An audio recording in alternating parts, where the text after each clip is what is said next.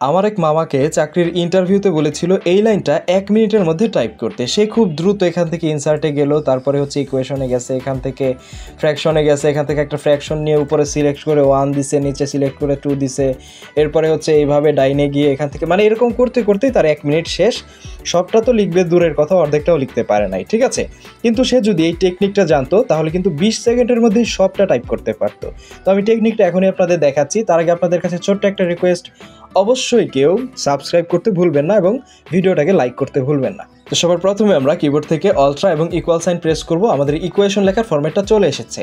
এখন আমরা ভগ্নাংশের উপরের সংখ্যাটা লিখব, তারপরে ফরওয়ার্ড স্ল্যাশ দিব, নিচের সংখ্যাটা লিখে স্পেস দিব। দেখেন আমার ভগ্নাংশ হয়ে গেছে। এখন যদি আমি পরের টুক লিখি, দেখেন 3 লিখলাম, ফরওয়ার্ড স্ল্যাশ 4 স্পেস হয়ে গেল, প্লাস দিয়েছি। তারপরে হচ্ছে a ডিভাইডেড বাই b লিখতে চাচ্ছি, এভাবে a ফরওয়ার্ড স্ল্যাশ b দিয়ে স্পেস দিব, হয়ে গেল। b ডিভাইডেড বাই c লিখতে চাচ্ছি, মনে করেন b divided by c, b forward slash c দিয়ে স্পেস দিলাম, হয়ে গেল। ঠিক আছে। আপনি সংখ্যার সাথে যদি লেটার মিলিয়ে লিখতে চান সেক্ষেত্রেও সেম টু সেম।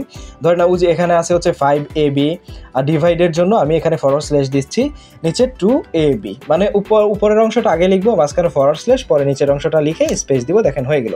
এভাবে কিন্তু আপনারা যে কোনো সংখ্যা, যে কোনো ভগ্নাংশ খুব দ্রুত টাইপ করতে পারেন। আপনার ম্যাথের টাইপিং স্কিলটা অনেক বেড়ে যাবে।